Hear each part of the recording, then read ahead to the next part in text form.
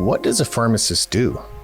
Well, most people might answer that a pharmacist dispenses the medications that my doctor prescribes.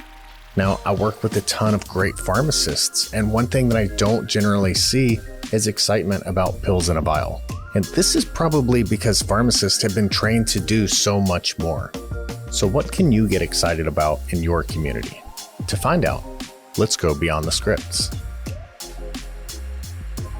Hey, welcome back to Beyond the Scripts. I'm your host, Will Tuft with PioneerRx. And as always, today we have a special guest. Today, our guest is someone you may not be familiar with. Oftentimes we have some familiar faces. I do think Adam Robinson may be a familiar face, though. You've probably seen him at trade shows. I know I've seen Adam out on the road for years, and you may have seen him recently. Referred to as the Workflow Whisperer by Dr. Lisa Fast, or Dr. Profit by Todd Urey, or self-proclaimed in the moniker that I can relate to most as Weird Guy. So welcome to it. Adam, thanks for joining us, man. I'm glad to be here. Thank you for having me. For sure.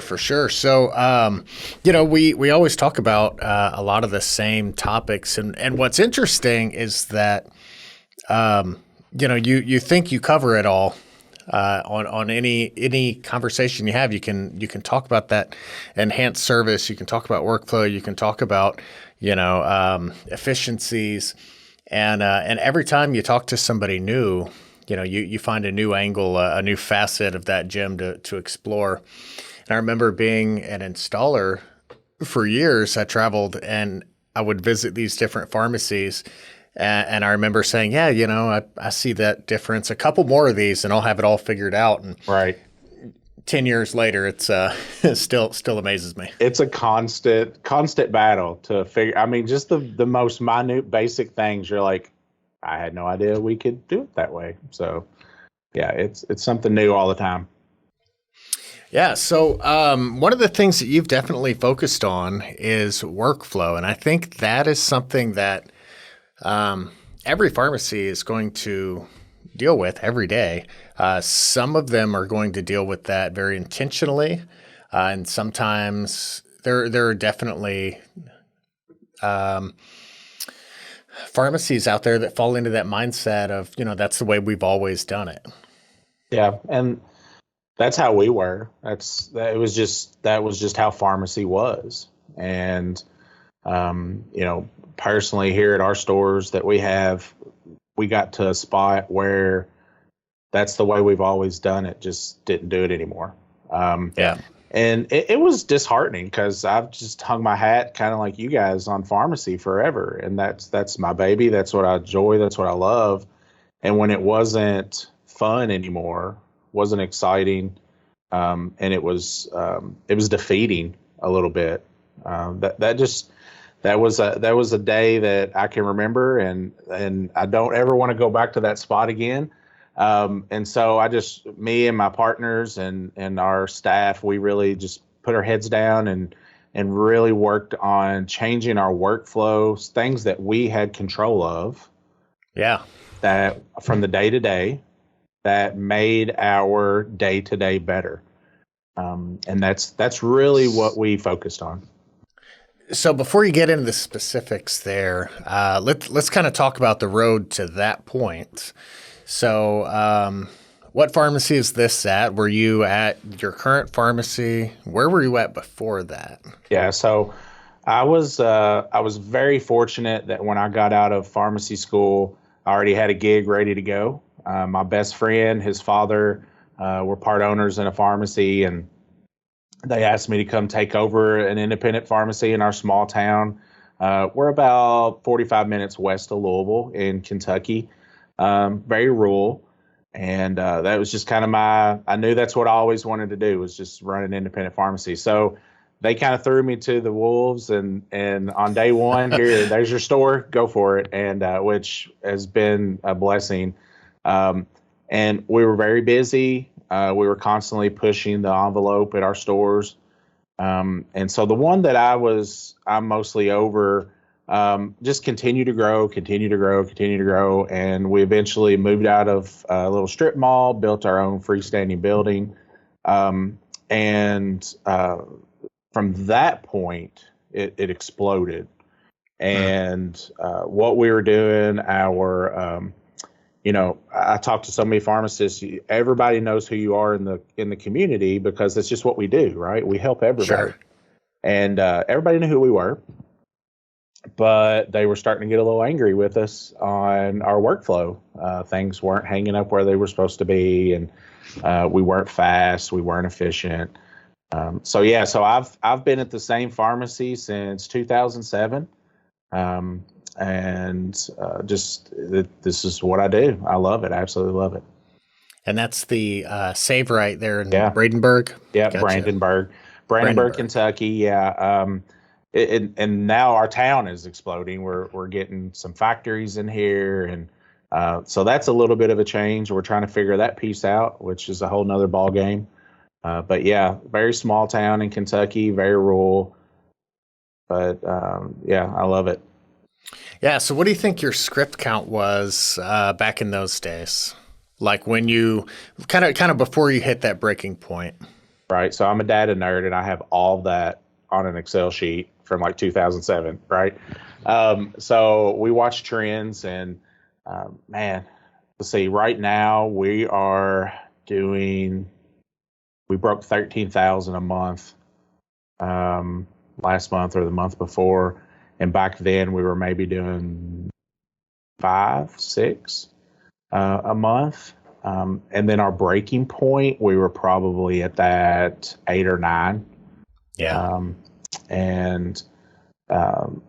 It was tough, and we had a good sync program in place. We had all the things that you're supposed to have, but we were just doing it the way that we've always done it, and that just didn't work anymore. So Yeah. So how was workflow set up then? Because I think a lot of pharmacies are going to relate to this where, when you're doing 50 scripts a day, you can have a technician and a pharmacist. And technician can hit the point of sale and, and fill, and pharmacist can fill and verify and talk to the patients. You can do it too, man. When you get to, 100 or 200, do you need a point of sale clerk first, or do you need a second tech? And then are you overstaffed? And so it really becomes hard to know where you're at. Yeah, what you're supposed to be doing. If you're not watching your numbers, it can get overwhelming, and you're in the whirlwind, they call it. So let's see. So traditional pharmacy, the way we were set up, and the stores that I've gone into, this is the way that the majority of them are. You have that drop off area that's probably your most educated technician is standing there, maybe even your pharmacist. I've been into quite a few stores that way, and they're processing. They're doing the processing, phone answering, all that good stuff, and they're fixing all the problems. And then from there, once it prints out immediately, usually they print them out, and everybody's kind of on the basket trend. So they put it in a basket and ship it down. And at that point, they have another technician or the pharmacist who actually counts it, or automation. And then from there, all on the same counter, usually it goes down to the pharmacist. They check it. And then somebody will either have to stop what they're doing, or they might have a high school student or a customer service clerk that takes it from there and hangs it up, and then waits on the customers. So that's the very traditional way that we've seen it across the board for ages, right? And that's the way we were. We actually built this store, designed this store 5 years ago, maybe 6 years ago, around that workflow. Were you doing like single color baskets, or did you have priority based colored baskets? Priority based, like green was here or white was here. I don't even know what we had at the time, but this was delivery, this was a waiter. We weren't using our software system the way that we should have, that actually prioritized that stuff for us. So we designed this whole thing around that workflow. And quickly we learned that just doesn't work. It doesn't work. And I've said it a lot at a lot of the places I've spoke to. Like there's a study that's out there And I keep saying Chicago. I need to pull it up and post it, but I'm pretty sure it was in Chicago. They actually did a study on pharmacies. At what point is it not good for pharmacists to check over a certain amount of scripts? And that even goes down to your technicians, right? And so they come up with all this stuff, and they found error rates at 300 a day and below. Pharmacists and technicians did really well. Like old school traditional way of doing things was fine. At that 300 mark, that's when everything really starts going crazy. And so when, and I know we're going to get into it, but when I got into my workflow, that was a big statistic that I found that I based a lot of my stuff around. And I think that's really where our tipping point was. We were historically doing 300 or a little bit more, getting up to that 400. Some days, you have after holidays, but when we had those days consistently, it was chaos. Yeah. I mean, especially if you have 300 independent prescriptions that are, not moving through as part of a sync cycle. Yeah. Yeah, and even in a a sync cycle, I mean, you process a lot in a sync, depending on how you have it set up. A lot are coming through, even if they're refills, and it can be overwhelming if you don't have a good system in place. Yeah. So what were some of the initial changes that you made that you saw, wait a minute, here's a bottleneck? First off, how'd you identify here's a bottleneck? And then what were some of the first tweaks? So my story here at the store goes, we tweaked everything at the same time. So so that goes back to that I'm that weird guy, right? I don't fall into any category. But no, there were a few things here and there. I mean, one of the very first things we did is we were a paper-based sync program, and we realized with Pioneer, we are not utilizing this program. And so we went completely sync all the way through Pioneer. No paper, no trails, no nothing. So that was the first big one. So we transitioned that. And then the way that I did it is I went out, I talked to friends of mine at Pioneer shows, at other trade shows that I knew were just killing it. They were great pharmacists, had great stores. And I would ask them, what are they doing? What do they like? What do they wish they can change? And then I would actually go to some of their stores. I would go to random independent pharmacies around here. I would just walk in. I'm in town. Oh, there's an independent. Let me stop in there for 10 minutes. And I would just stare at them and see what they were doing. So that's always been a funny story. Everybody laughs because I'm just staring at these pharmacists and the techs, and they're like, what is this guy doing? And eventually they would ask, and I'd say, I own a store. I'm watching your workflow. I'm seeing what you guys are doing good. And they kind of enjoyed that. And we'd start talking back and forth. So I started picking up little pieces here and there that what everybody was doing. And I sit down and I over a time period, I compiled it all together with data. And we started putting a lot of data, numbers, who's doing this, why are we doing this? So it was a process, little bitty. That was probably the biggest tweak that we did before we actually just flip the switch. And I'm not saying that's the way to do it. But that's just how we were rolling that day. So.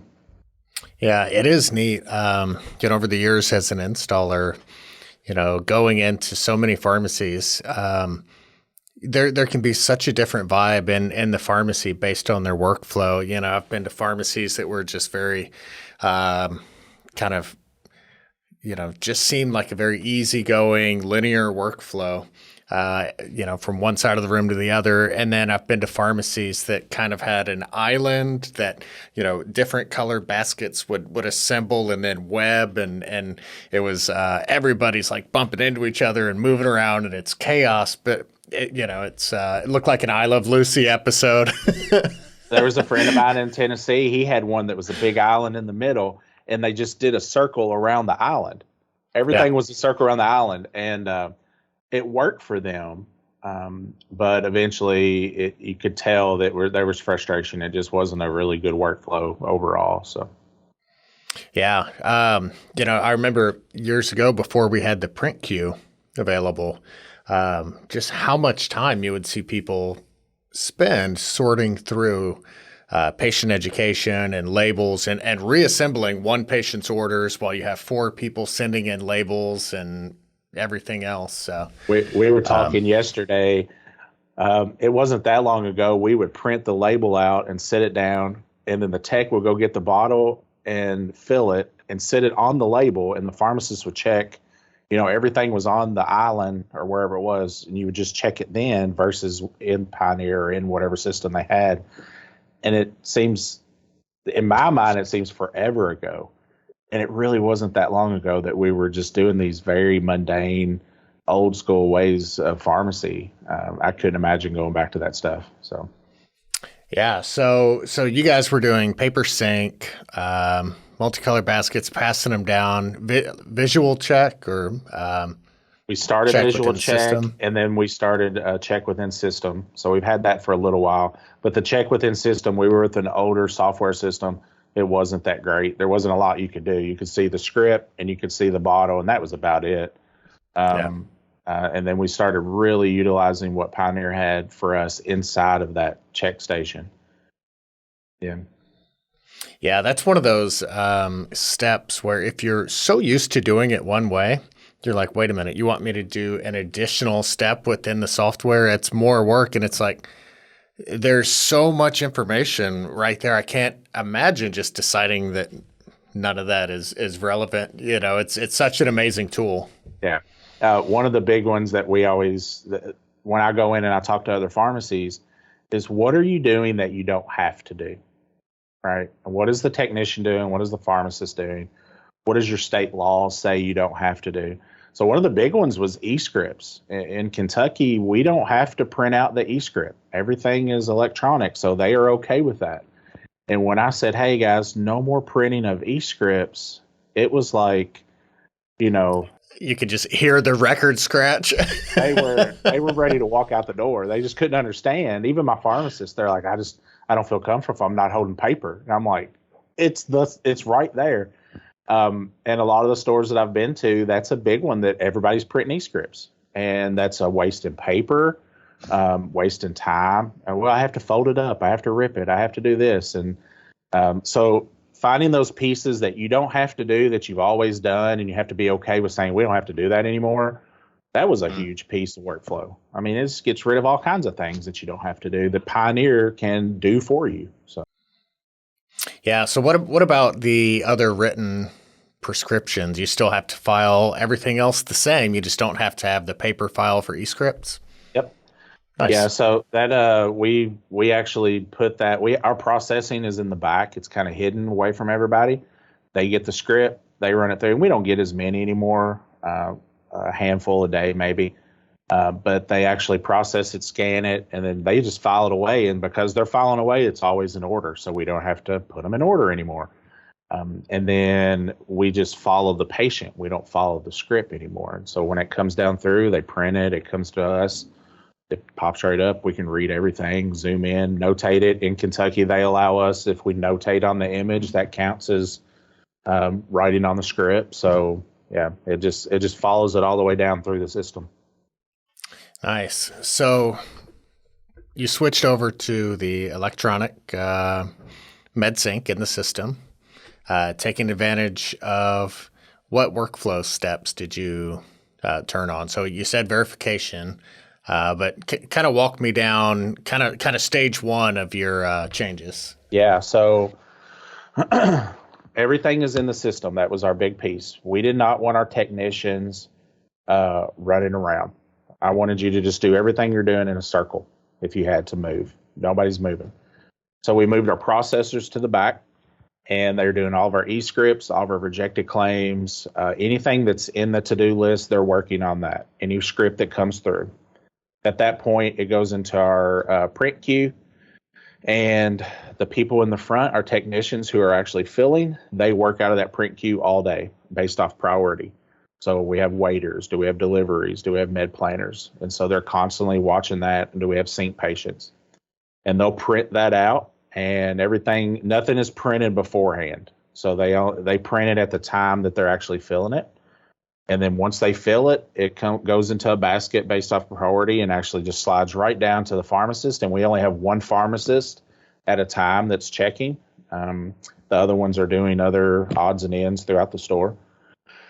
And so that pharmacist will then check it, and then they'll immediately, all they got to do is just turn around and they set it on a little island, and that's our customer service. And we utilize a hanging bag system, and also we utilize Pioneer's bin system as well. We use the bin system for orders and things like that.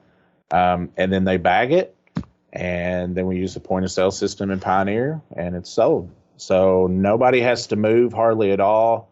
And we're running with, I think we have 2 processors, one of which is normally doing med planners. And we have 3 counters and 1 pharmacist, and we're rocking anywhere from 650 to 800 a day on a 10-hour shift. And nobody's mad at each other. We leave, we're all happy, everything's good. It's just a normal day. Yeah. Do you have automation in place, or is everything being filled? Okay. So what automation? We have 1 Parada Max, and we have 1 Icon. And Gotcha. then we do have, for our med planners, we have a Rapid Pack through RX Safe. And so that's it. That's all we use. The Parada Max is a workhorse, but it has its limitations as well, just like anything. And so, yeah, I wouldn't say limited automation, but not where we don't have systems everywhere. And our workflow's pretty legit. Nice. Does your team have a nickname for your automations? I'm always curious. They don't. Like No? when I bought it, I'm like, hey, whoever comes up with the coolest name gets $50. And they just did not care. I think they call it Max, or they're always mad at it because it's out of vowels or something silly, but they don't have a name for it randomly.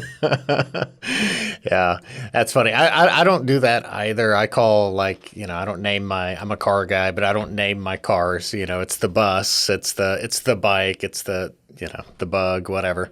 But it's always fun when you go to a pharmacy and you're like, hey, where's this prescription? Oh, it's Gertrude has it. Yeah, Lucille's got it back there. And why is it? It's always a girl's name. It is. It's always like 2 generations, 3 generations back. Your grandmother's friend's name. Yeah. So, was that automation in place ahead of time, or did you add that during the revamp? It was in place ahead of time, but it didn't work very well. Gotcha. Yeah. So we made sure that when we built in our workflow, and it gets a little bit more detailed, but each position has something to do. So every counter, not only are they counting, but throughout the day they have a specific role, and one of those is to work on automation. So fill in the robot, any errors they have, put new labels. So before that, we just kind of threw it in there. We're like, it's going to work. They told us it's going to be great. And we're just running around. We have no idea what we're doing. And it was never full. And it was more of a pain than it is now. Nice. Yeah, it's definitely something that has to be monitored for it to be, to add efficiency. So I can imagine as a young pharmacist coming into a team in a small town, there's probably a lot of team members with some tenure there that have been there for a little while, which is a great way to help a young pharmacist acclimate and learn the ropes. So the good thing is, a tenured team with lots of experience. The bad thing is there's a tenured team with lots of experience that's not going to want to change based on. Yeah. So, I tell people when I go and I talk to them about workflow and leadership and that kind of stuff, that when you make the decision to change things, you're going to hurt some people's feelings, and you have to be okay with that. And I can remember the night that we had, in order to do the workflow, I wrote up this beautiful synopsis of why we're doing it, and I had a team meeting. I cried, like I was just talking about how passionate I am about store and them and the patients, and put everything into place. And they all, and I don't want to use the word, I will use it, they bought in to what I was talking about, except for one, and she walked out. And I had to be okay with that, right? Yeah. And and we're still good friends. She comes to the store still. It just, that didn't fit with who she was at the moment, and that's fine. But But yeah, you got to be prepared that when you change things, it's people don't like change. I'm the weird one that does. And so I have to convince them that change is good. And my team has seen that we change stuff all the time. So now they know we're not changing anything unless Adam thinks it's going to be something awesome and make our day better. So they're kind of eager about it. But those first few times you really start changing things, it is very, very difficult. I've actually got a technician. She's my store leader. She runs the store. I don't even run my own store. But she's been a tech longer here than I have. She was here when I was hired. So she's got my back, and she trusts what I do, and I really trust her. But yeah, the tenured people, it was working, and they don't understand that you're growing, and that means change. And so change is scary sometimes.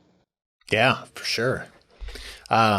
So it sounds like you walked in, kind of broke apart that kind of linear workflow and segmented it. I like the idea of having some of the data entry back here.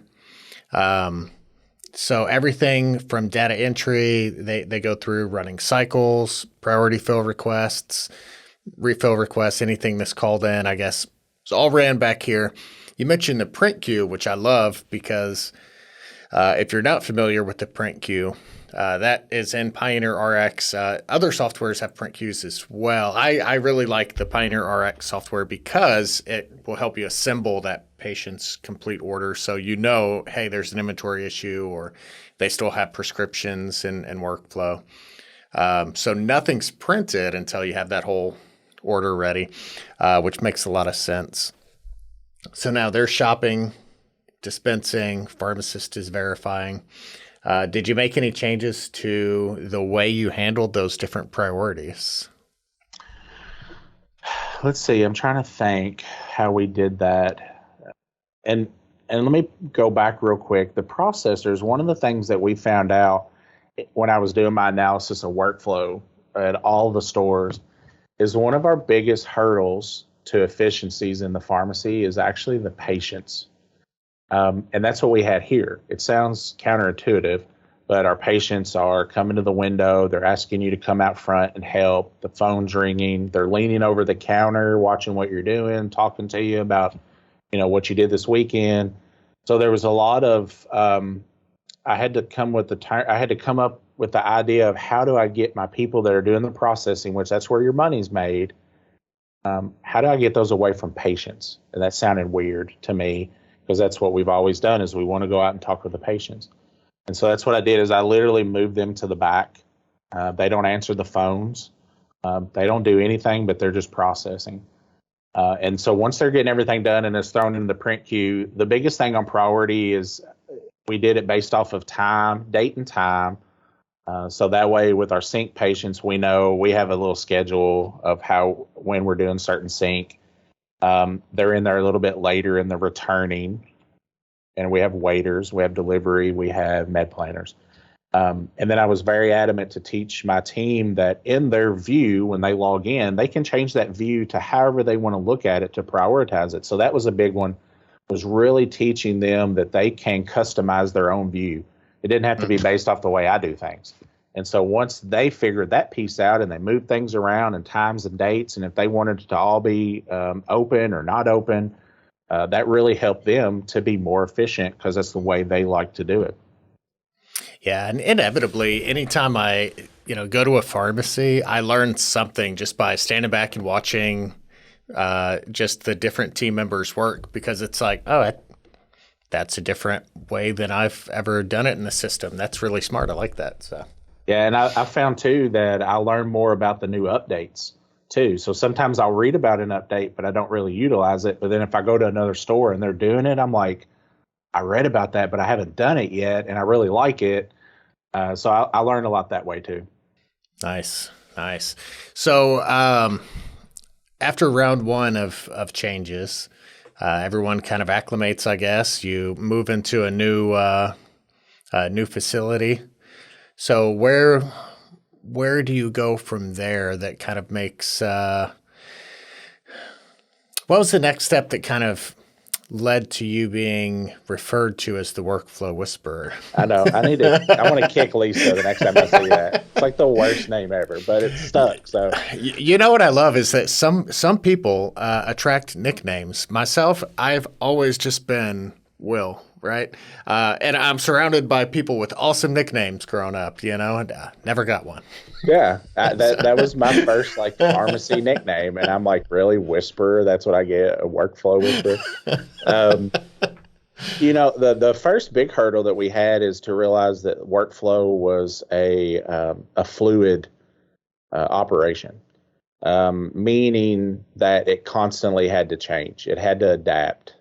And so I kind of thought when we put it in place, and I really worked hard on it, and after the first day of us doing it, everybody was happy. Our patients were happy. Problems were going down. I mean, we did a study. One of my pharmacists secretly did a study on workflow errors, and our errors for prescription filling dropped in half over a 1-year time period. I think, and we're talking anything from like you put tablet versus capsule, that kind of stuff. Anything that was wrong before it got to the patient, he marked it. He was tracking it. Nobody knew he was tracking it. He was doing this secret study. And then we did it a year later, and it went from 9% of prescriptions had an error to 4%. And then over in the next year, it dropped down to 2%. Wow. So errors dramatically decreased in a new workflow. But the first piece was, you put all this time and effort into something and you change it, and then maybe you do finally run into something that really isn't working. And you hate to say, well, I have to change this beautiful thing I just created. But then I realized, like, no, it's a fluid system. We have to constantly adapt. New things are coming out. There's new technology. We're getting more patients. And once you reach certain peaks here, you can do certain things here. And so that was the first big hurdle that we had to jump over. I think inventory was a big one, really utilizing our sync program and utilizing Pioneer and a lot of the data that I've looked into to decrease our inventory, to have a better hold on our inventory. It's still not perfect. It never will be perfect, but we had to be okay with that. We had to be okay with the fact that we're doing so much better than we were before. We feel better. Our pharmacy's running smooth, and we can consistently build on it by changing and tweaking little things here and there. Yeah. So kind of walk me through workflow today. What's that look like? And I heard you talk about a couple things that I hadn't seen before in pharmacy. So kind of excited to hear about just kind of the evolution of where you're at today. Yeah. So, with workflow, I was allowed to work on the business and not in the business. And as an owner, as a pharmacy owner, that's a weird area for us because we've always wanted to be pharmacists and we want to own our own business so we can do all these things for patients. But working on the business is not something we're really great at. And so there's lots of programs out there to help with that. And we were part of a lot of them and met so many people that really helped us become great leaders in what we're doing. But I have time now to work on the business. So our workflow is very similar to where it started. We've had quite a bit of turnover with COVID and everything else. So we've had to teach a lot of people. So we're still doing processing in the back. Everything's still queue-based. We have the med planner system now that we're consistently building on there. So that's a new piece that we've added. And then our volume is dramatically increased. Like I said, we hit 13,000 scripts last month before, which is the most we've ever done. And that's all with 3 techs counting, basically 1 tech filling and 1 pharmacist checking consistently. Oh, wow. So everybody, they're like, oh my gosh, I can't believe you're doing that. How do you do that? And I'm like, we just do that. So I've worked over the last couple of years. I've really put a lot of time and effort on working on the business.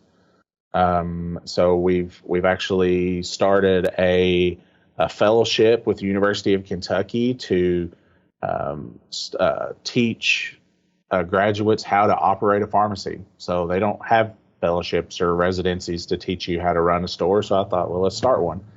Nice. So we did that.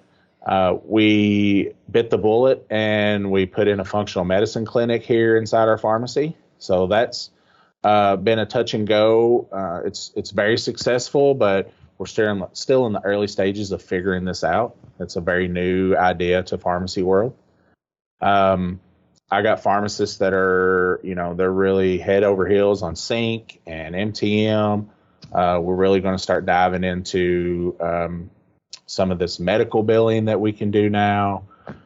So the big thing with workflow and utilizing, I love the description of utilizing Pioneer as the Porsche, not the Pinto, right? Yeah. Actually utilizing it for what we use it for.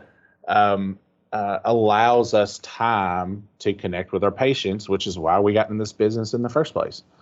Yeah. And I'm not saying that it's always rainbows and lollipops. It's not. They're crazy, hectic days. But it allows us to adapt. It allows us to, especially our sync program is huge. I think we're over 70% now. And it allows us, we got 3 people out with the flu. Okay, well, we just work at our capacity that day, and it's not a big deal. We pick up the next day. Yeah. So it's less hectic. It's less hectic, if I could say it that way. Yeah, and that's such an important key is to focus on what you can control. So many pharmacists right now are, there's any pharmacy forum, Facebook group, you name it, is, full of complaints about PBMs and low reimbursements and, typical pressures of, independent pharmacy right now. With so much you can't control, it's really important that you capitalize on what you can control and prepare yourself to take advantage of those opportunities when they do arise. That's exactly what we did. I can control my expenses. I can control my workflow. I can control my employees most of the time. That's really it. That's, I don't have a lot of control over everything else. So I'm either pushing the envelope and doing something shady, which doesn't really make me feel good as a pharmacist, to make some more money, or going out and doing marketing, which is not what I went to school to do. And so I really embodied the whole, what can we control at our store, and let's change it to make it the absolute best. And we're consistently tweaking that because it changes, just like the world. Everything changes all the time. Yeah. I mean, if you're going to be in the pharmacy, like you said, having your time consumed with those, little patient touch points like phone calls and, some of those things that can be distracting, whereas you can have that efficient workflow and then devote that same time to a really meaningful touch point with the patient makes a big difference. Yeah, we run our sync program. I think we have a wonderful sync program the way we do it, but our pharmacists actually call the patient, which is usually not what you see when you get to a really high volume sync. It's a technician or somebody they've hired to be the health coach. Our pharmacists still want to do that, and they do it all the time, either through text or they do it through a phone call because they have time to do that in our workflow.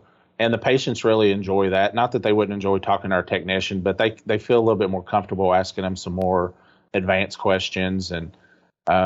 And so that's meant a lot for our sync program to make it work really, really well. I feel like that's probably going to make it quite a bit more sticky with the patient, and then hopefully give you the end to, like I said, have a little bit more in-depth conversations, maybe introduce some of those functional wellness options that you have at the pharmacy. Yeah, we've used that platform just like they taught us years ago when we were learning about it, to up solution for those patients, offer them a solution. It's flu season right now. So every patient we talk to, we should be asking, do you need a flu shot? Right. Yeah. And so using that touch point that we have, and we've also used that idea to let the physicians know as well, the prescribers, hey, I have way more touch points than you do, and we utilize those. So what do you all need from us? Yeah. So taking what you have, making it the best, tweaking it, and then, how do you maximize that? Yeah. So in a small town, when you decide that I'm going to introduce functional medicine, How was that met by the patients? Because even 2 years ago, if you were to Google functional medicine, I half of the still don't know what it results, is. yeah, half of the results had like burning sage and crystals and, things like this. Like you said, over the last couple of years, it's just kind of been this word that's been popping up in the pharmacy world. And I'm a risk taker. My business partner hates it, but sometimes I push the envelope a little bit.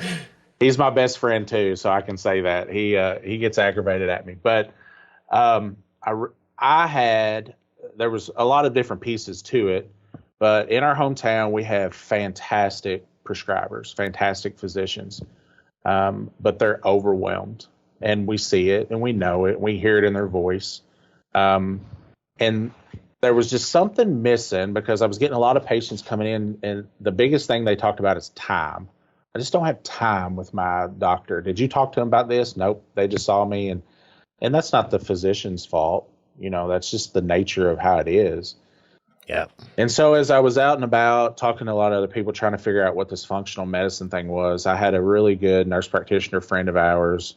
And I call her, she's a little hippie, right? And so she's into natural wellness, and she loves diving into cases and trying to figure out that stuff. So that I was very blessed with, that I had somebody locally that wanted to do that. So me and her sit down, we started chit chatting, and I said, I want a place where my patients can come in and they can see somebody without time restraints, but we got to figure out how to monetize that. So that's the big piece we're still working on, right? We want patients now, specifically after COVID. So many people they don't really trust healthcare, right? We're seeing that all over the place, and they don't want to be on prescription medicines. I don't even want to be on prescription medicines. And so, is there a supplement we can do? Is there a natural way we can do it? So me and her sit down, and we met some great friends. Jessica Mills down in Owensboro is a functional medicine guru. She's on top of it. She really helped us figure out, like, how do we do some training? How do we get more prepared for this? I have a little closet that we use in the back that we gave vaccines out of, and I kind of sit down with her. I said, this is what we can afford. I want to do it cash. I don't want patients to have to ever worry about getting an EOB telling them something's not covered, or they can't do this, whatever, because they don't think the insurance doesn't think it's right. And so she bit on what I was proposing to her. I don't know if she still likes me, but I sold it really good. I sold it so well, but she did. And so then we started marketing it. We got her into classes. She already had a whole background on natural medicine, so we started doing more functional medicine type stuff. And we started putting it out on Facebook. We didn't spend any money on marketing. It's all social media. And just, hey, we're selling time. You come in here, the patient that we want is you go to the physician, your labs are drawn, and you don't feel good, and they can't figure out what's wrong. Your labs look fine. All your vitals are fine. Everything's fine, but you just don't feel good. And we had such a huge response from day one. And I think we've been open a little over 3.5, 4 months, and we're consistently getting new patients every day that are willing to pay to come in to feel better. And that's what we're finding is she has time to devote to these patients and really dive down into what they're doing, what's going on. We found Lyme cases, Rocky Mountain spotted fever, all kinds of different things that these patients knew something was wrong, but they couldn't figure out what it was, and she helped them figure it out. So pretty cool. Wow. Pretty cool. Yeah. So are you guys focusing on like chronic care management, like, hypertension and cholesterol, things like more traditional things as well? Lifestyle coaching? My marketing sentence is any way that you want us to treat you, we'll do it that way. You want Western medicine, we'll do it. You want Eastern medicine, you want us sage and crystals, we'll figure that out. You want us to pray over you, we'll do that. But whatever the patient feels comfortable with, and it doesn't even have to be medicinal. It could be, I'm having financial issues. Okay, well, let me help you figure out a budget. Right? That helps with depression and anxiety. Yeah. So there's nothing off the table. And I think that really embodies what functional medicine is nothing's off the table. We can do things really easy. There's lots of different ways to do it, non-traditional, traditional, and that's what you're going to get when you come in here. We utilized our software system and our sync patients to market to them, sending out text blasts. Here's patients using the scores that you guys have in there, like that we think would be really good. So we had quite a few that we really targeted at the beginning to send them information that we're going to do this, and that worked. It worked really well. Yeah. I mean, I feel like most people don't want to take medications. Most people don't want to feel bad. Nobody wants to feel sick, right? But so many of those ailments, can be at least lessened with lifestyle coaching and, maybe even just like you said, having somebody to talk to about those problems could relieve the stress that's causing the eating, that's causing the, So it is kind of a very holistic approach that finds its roots in a very, very practical application of efficient workflow. So it's kind of a yin and a yang you've got going on out there that maybe you wouldn't think work together so well. Yeah, and probably the biggest hurdle that we had with the whole thing was pricing.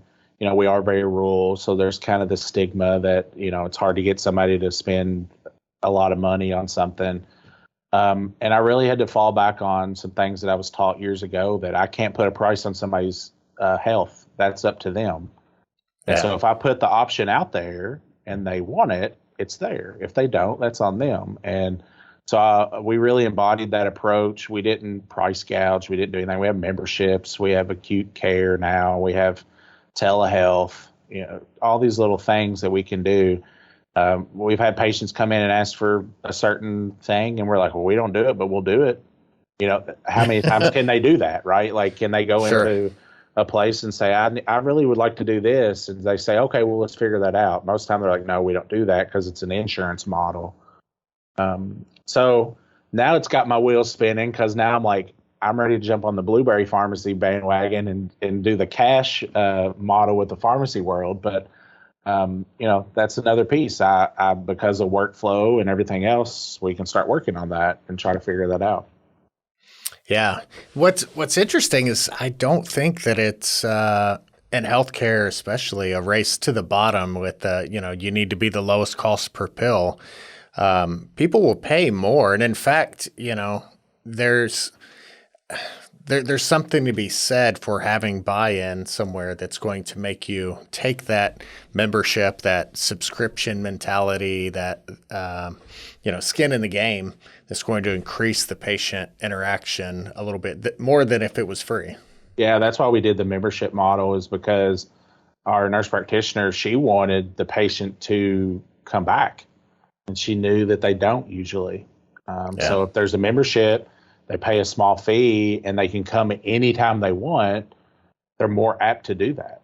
And she can reach out like, hey, I need you to come in Tuesday. Okay, well, if they know there's no cost to that because they paid a membership, then they'll do that. Yeah. I mean, I think people are seeing that more and more. I mean, you're seeing that with primary care physicians offering that kind of concierge service.